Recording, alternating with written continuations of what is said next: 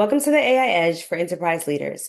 This is the show where we go beyond the buzzwords to have real conversations with leaders at the forefront of their industry about what's working, what's changing, and how AI is being used to drive results. I'm your host, Chakaya, CEO of Achieve and Believe Consulting, where we provide AI solutions to help improve your business outcomes. Today, we're diving into practical insights, real conversations, and honest perspectives on how AI is being used to shape the future of your business and industry. Joining us today, we have Erik Heninger, partner at the law firm of Heninger, Garrison, Davis, located in Birmingham, Alabama. So we'll go ahead and get started. Can you share with us a little bit about your role, what it is that you do, your company, and how AI is showing up for you currently, if at all, right now? Hey, DK. Yeah, appreciate you having me on. My name is Erik Heninger, as you said already. I'm a lawyer. I do personal injury civil litigation, so I represent businesses or individuals that have been harmed by the actions of others. We are located in Birmingham, Alabama, and we have a regional footprint for some of our traditional litigation, and then from a national practice on mass torts and class action work. So you ask about AI and how we incorporate that into our practice, and it's changing every day. So it's going to be a little bit different today than it was last week. So we're using it just about at every level now. So we're using it with intake. So people call and our intake department listens to the call, maybe records the call, has that call redacted or reduced down to a digestible portion and pulls out all the important information. Then I review it, and I may use AI to review it to distill that information even further and maybe ask some questions. We use it to review medical records. We use it to do some research. We use it to do focus groups on cases that are about to go to trial. We use it for just general stuff. We may have questions. What's the best way to present this information, or how do we communicate this issue most effectively? So maybe a long-winded answer to a very simple question, how do we use it? But it's everywhere in our practice now, and it's probably not as robust as it needs to be. So we are working every day to figure out how can we be better? How can we be more efficient? How can we use the information and people more effectively that we have now using the technology that is offered to us? Nice. And how long has your law firm been around? Yeah. So it's interesting you asked that question. We just celebrated our 20th year 2 weeks ago.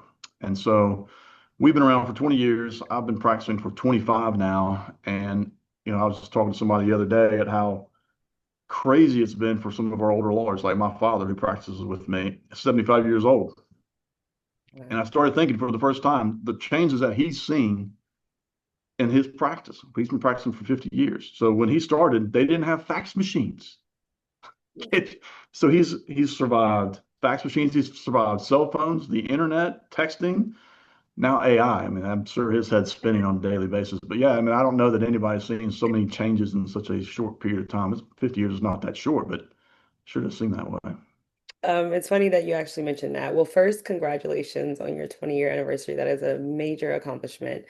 And going back to what you mentioned about these, different changes, that really leads us into our next question, which is what major shifts? So I know you mentioned, like, not having a fax machine and things like that, but like what major shifts are you seeing currently? Well, from a technology standpoint, we're seeing shifts in how people market their law firms. And so they're, utilizing or leveraging AI technology to push that even further and more efficiently than we've ever seen. And we've seen technology advancing on how efficient we can be inside the office. So can we do more with less? And the answer is yes.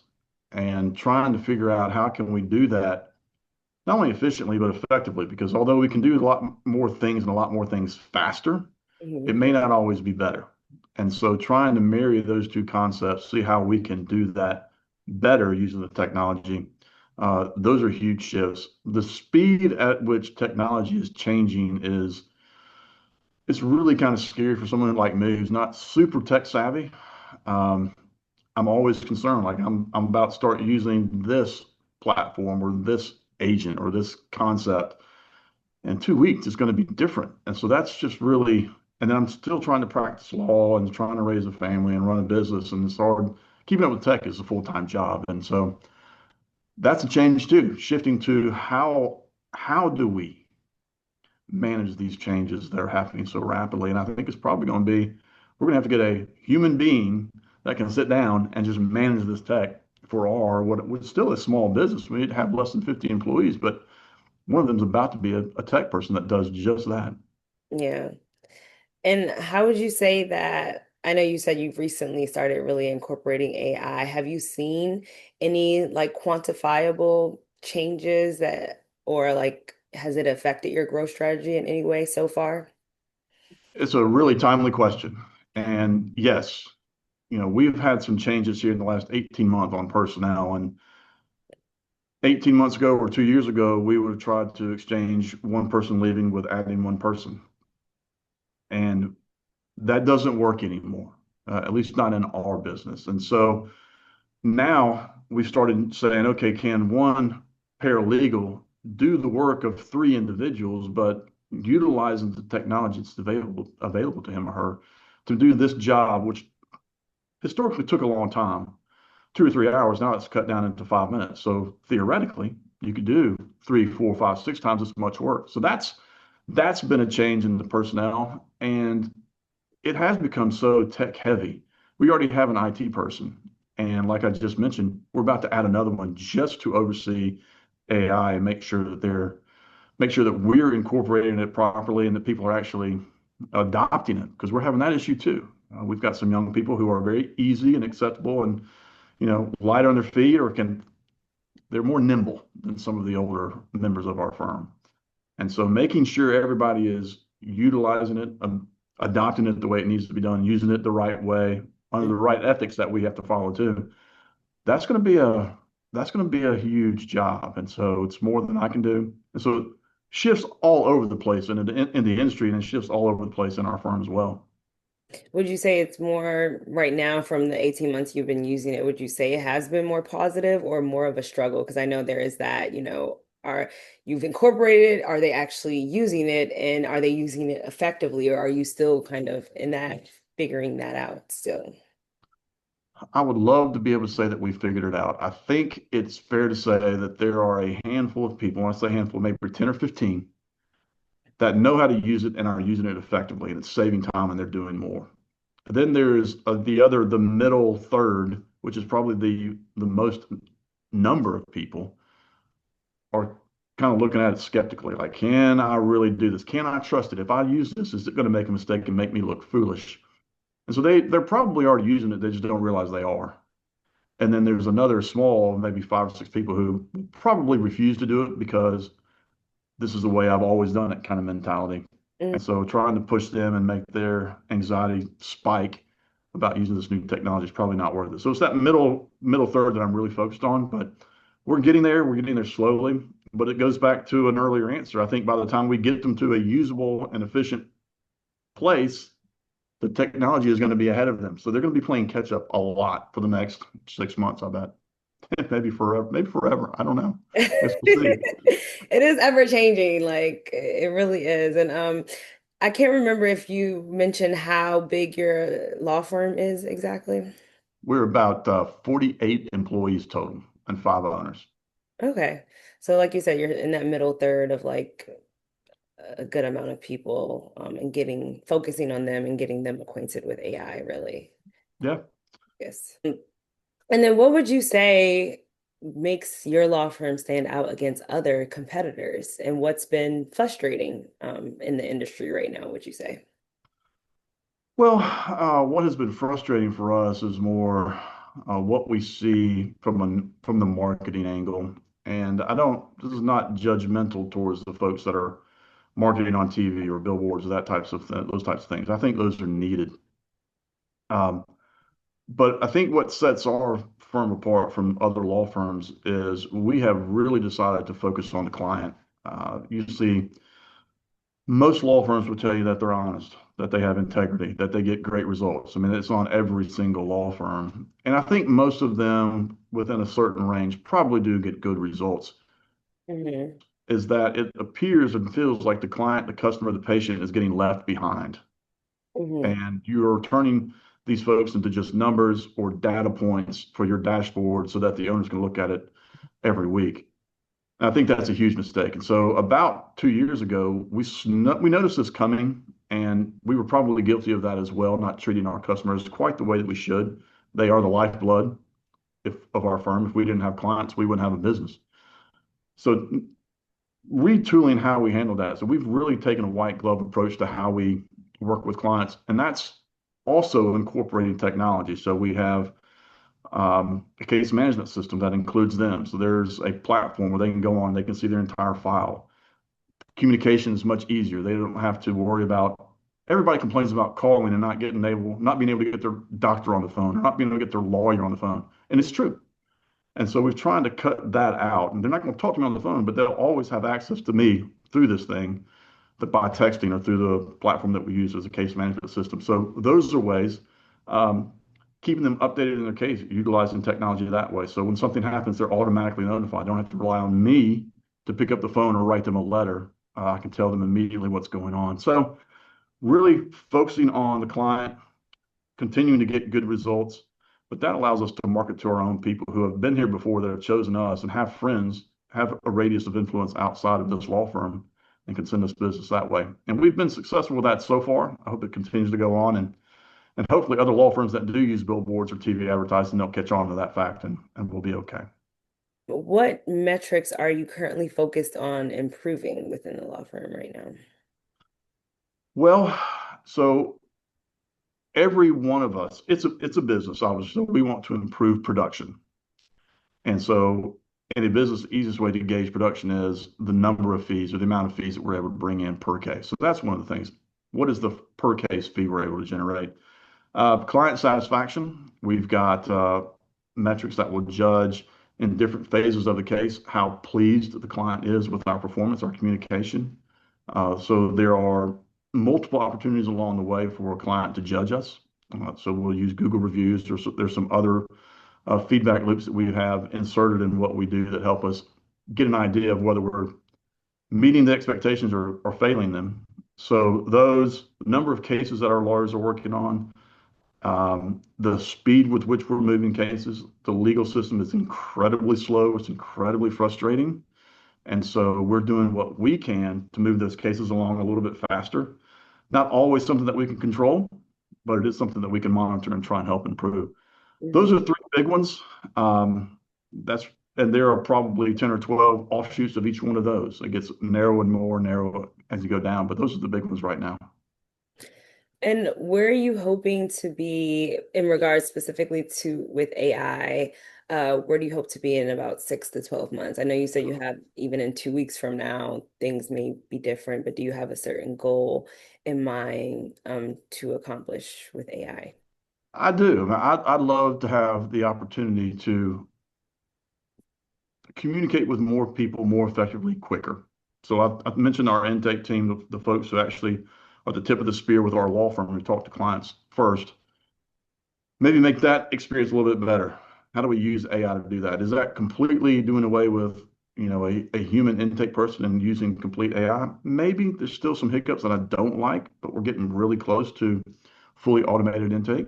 Hmm. So that I'd like to have a situation where AI is involved and handles, routine letters, routine medical record review, routine motions or pleadings with the court, so that there's not so much oversight or looking over the shoulder of some of our assistants or some of our younger lawyers, making them more efficient so they can spend time doing the actual critical thinking, critical analyzing of certain issues or allegations in a case. So doing that also, I mentioned focus groups earlier, and that's traditionally been you bring in 30 strangers and you present an hour or 2 hours of your case and ask them questions about the way they feel about certain issues that may be involved. Now you can do that with AI, and it's actually getting a little bit, I'm not going to say more accurate, because actual live people, their opinions, since they are actual the judges and the jury, that's probably more accurate, but it's a lot less expensive. Um, it's much more efficient. I can do it at different points in time with the case. So utilizing that also in our cases at different points along the way to make sure that we're going after the right stuff at the right time, and being flexible or nimble enough to change positions if we see something's different. Things that would have never been possible 3 years ago because it's just too expensive and you don't have time, you don't have that flexibility. So That and I mentioned that the adoption of AI or technology is a little slow. I would like to see us, be a little bit more open-minded about what it could do. I think, should you trust everything you get from it completely? No, but it's easy to verify things. And so, how do we put in processes? How do we develop trust? How do we train the folks correctly that they feel comfortable using this product and can incorporate it seamlessly? That's a Nice. big ask. Call me in 6 months to see if I'm anywhere close to any of those. I have faith it will happen. What would you say is your major, like the most major challenge of all of them that you're like, if anything in 6 months, if we do this, I'll be happy. The adoption, 100%. It's not even close.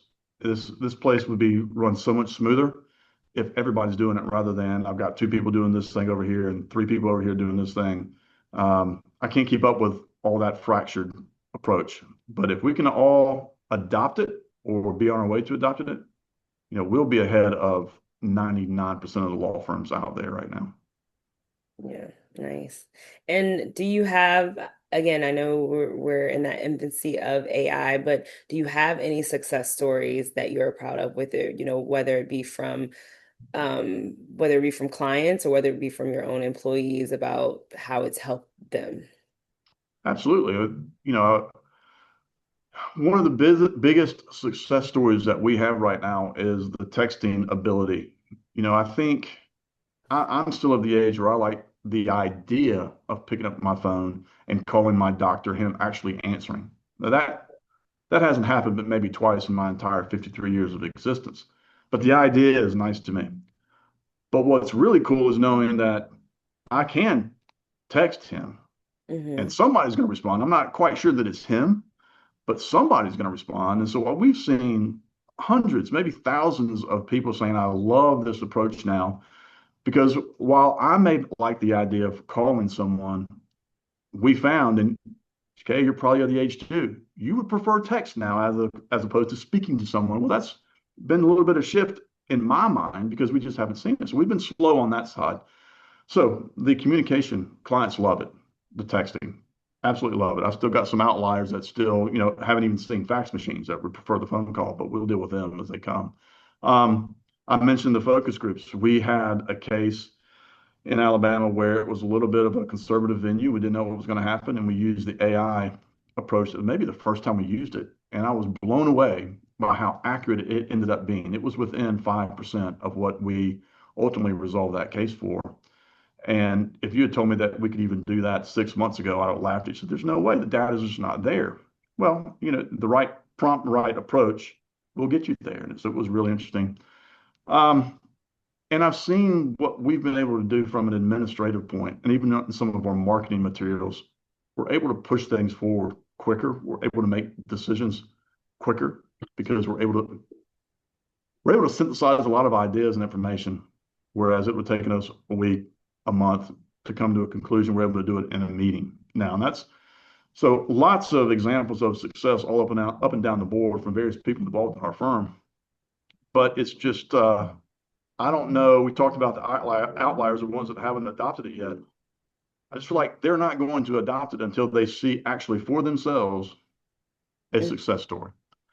So I can keep telling folks how this works and how good it is, but until they actually sit down and use it themselves and see how much easier it is, I think we're going to have a challenge. But yeah, it's hard not to have the success story when you start incorporating it into everything that you do. Yeah. No, like even I would say for me, for myself, even with like the texting versus calling, I will say that like, especially when you're like trying to get on the phone with insurance or like health professionals, I prefer a call over a text.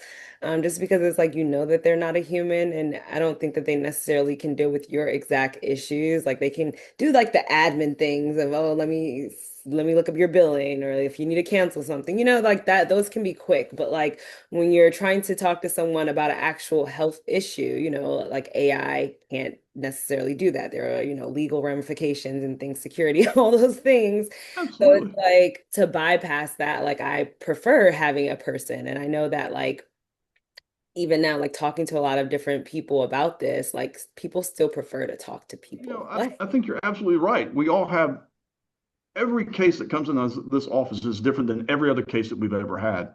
If you call your doctor, you are unique. You have your own history and you have your own ailments. You're nothing like me. So yeah, I want to know when I talk to somebody that's professional that says, hey, yeah, I've looked at your chart. Yeah, I know you're 53. I know you're on those medications. And if I prescribe this, this is what's going to happen. Yeah, I want to hear that too. I don't want some bot in the background saying, hey, by the way, the conventional data is that this is what's going on. Hmm. And I do think you're right. I think with all this technology, what we're seeing, and you can probably cite the studies better than I can, there's more technology and access to people more than ever, but we're lonelier than we've ever been. And, we just talked about this last week. We've gotten to a stage where 10 years ago, every new client would come into this office. I would shake that client's hand. They would see me face to face. We would sit down and talk. It's probably been 7 years since that's happened. Mm. And so I'm just meeting people for the first time when we're walking into a deposition. It's a pretty important day.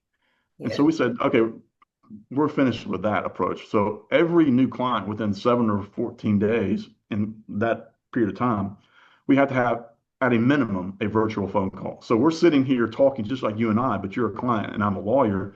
And so you can see me and my gestures and my facial expressions when I think you're lying or things of that nature. When you think I'm blowing smoke up your rear, you can pick up on it because I'm in front of you now.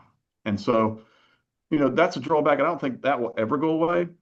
And what I actually think is that's becoming more important now than it was before AI. And so we've got to be mindful of that too. All the technology and data is great, but relationships are critically important, maybe more important than ever. Yeah, no, it's funny that you mentioned that because just yesterday I was talking to my friends. We were talking about our experience with our kids and like riding the school bus as a kid. And I don't know if you've ever rode a school bus before, but I Hmm. did, and good times and bad times. Sure. And so I was telling my friends, I was like, I don't think I want my child to experience riding the school bus. And then funny enough, one of my friends mentioned that like the kids today aren't doing what they were 20 years ago, 30 years ago. He was like, whenever he rides by a school bus, like kids are on their phone. Like they're just glued to their phone. They're not even talking. So they may not even have the same experience because they're probably on the bus just on their phone. And I was like, you know what? You make a good point. GK, just to drive that home, it was about a year and a half ago. I went to this coffee shop in the morning to buy breakfast for my family. And in this coffee shop, there's a huge table, and it probably seats 20 people. Two or four chairs on the end, 6 to 8 on the sides, and it is filled with high school kids, boys and girls. Some of them very attractive, some of them not attractive, some of them geeks, some of them jocks. And what are they all doing? And I'm going, oh my God, if you just lifted your head, looked across, and said, hey, would you like to go grab dinner tonight? Somebody would fall out or faint. And I wish I had taken a picture of it. It just blew my mind thinking, why are we here? Y'all could be doing this at home. But it's different. And I sound like the old man yelling at people to get off my yard when I do stuff like that. But it's just, I'm still trying to figure it out.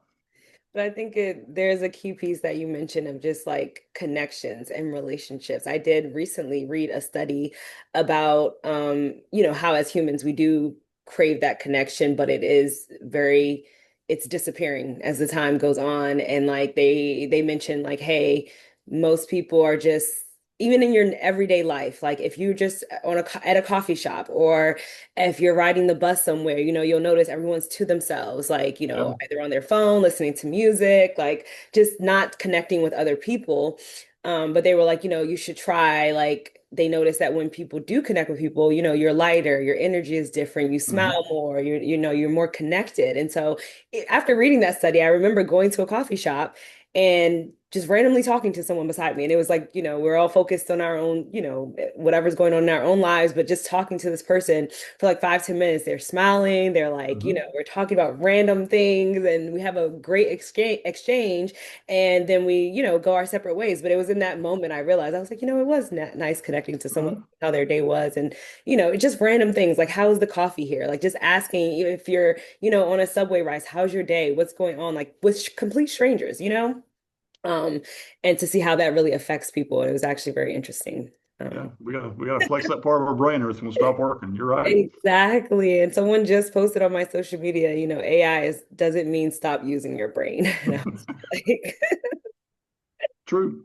very true. So it's very interesting how it's just really showing up in our everyday lives in, different ways. And so, how do you see AI specifically like shaping the future of your legal industry? Where do you believe leaders should focus their efforts the most to use it effectively? I think so. Those two answers are gonna intertwine themselves. So I'll answer the second one first. I think leaders need to be really careful and spend a lot of time thinking critically about what it's going to do for the industry and where it's headed and what skills are going to be needed once this thing is fully in place, if it's ever fully in place. And you will never know what it's going to look like. We can all guess, and I have guesses too. But we really need to think about, because I'm in the process of interviewing new lawyers right now. What is that role going to look like? So what skills are going to be really important in 5 years? And going back to what we just talked about, I think the flexibility, the humility is going to be really important. Understanding how to create and maintain relationships is going to be critical. How to communicate to a computer, how to communicate to a human are going to be really important too. So traditionally, lawyers have always judged other lawyers or looked at incoming lawyers about how well they can write, how well they can research, how quickly they can go through documents, how quickly they can identify issues. What does that sound like we have right now, which is almost free, where I pay $20 a month for it? It's AI, does all those things. And so what I think we're going to see is there's going to be a huge shift in the skills and values that firm owners or older lawyers seek in younger lawyers. So we need to be careful. We need to be thinking about that. I think lawyers coming out of law school or in any industry need to be cognizant of what skills are going to be needed. So doctors are going to have different skills. They're going to need different skills.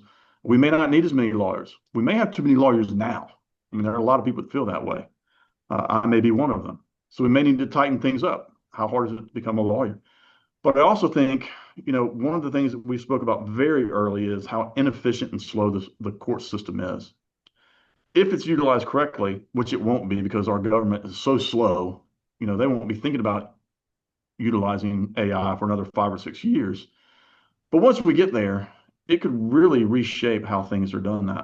You can think about how it's done in a divorce proceeding or in a, drafting a will or probating a will. It's just uploading things and making sure all the I's are dotted and the T's are crossed. Or what about AI in evaluating criminal sentencing? There was a study done before AI that was done by a computer 5 or 6 years ago. It was better and more accurate than a live judge. There was less bias in it, which is what we want. We want less bias.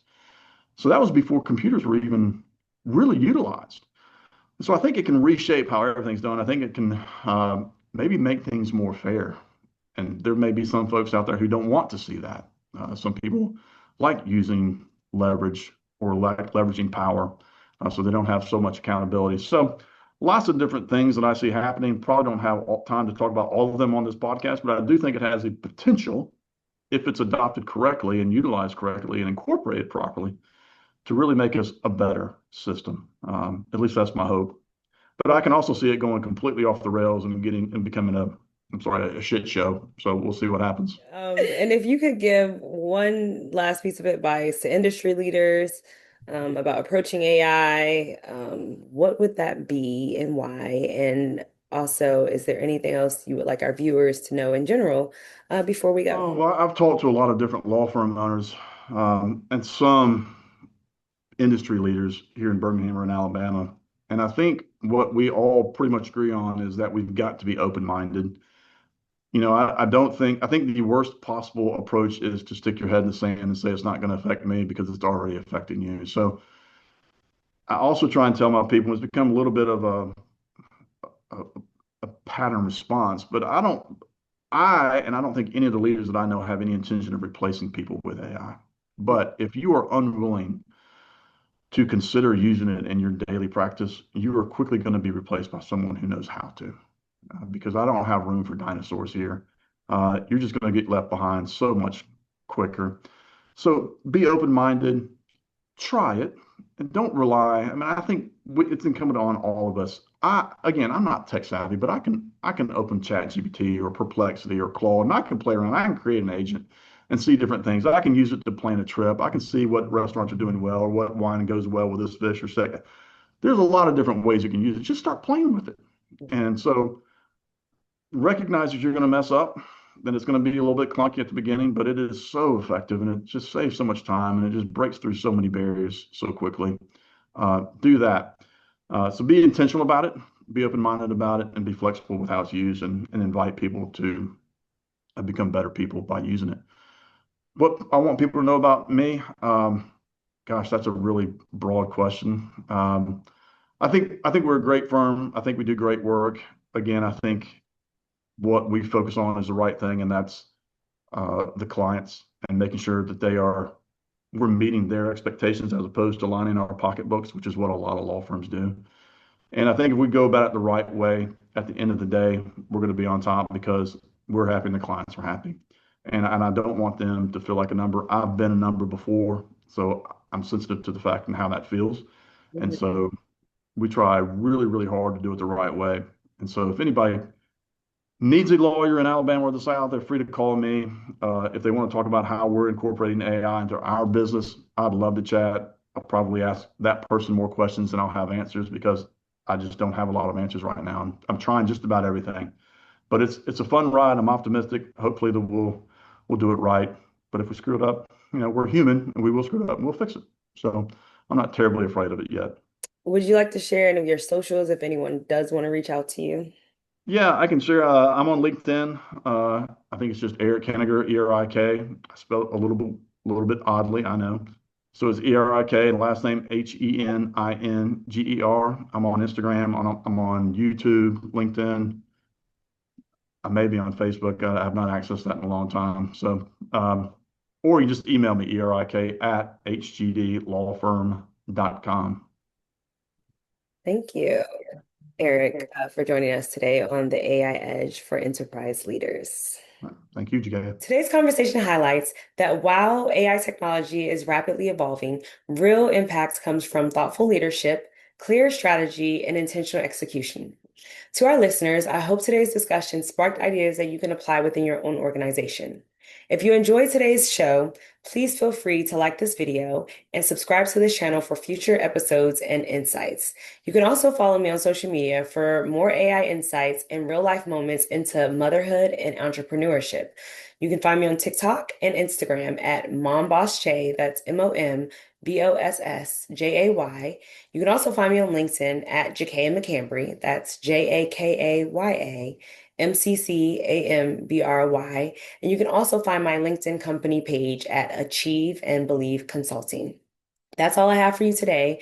I'm your host, Jakaya. Thanks for listening, and I can't wait to see you in our next episode.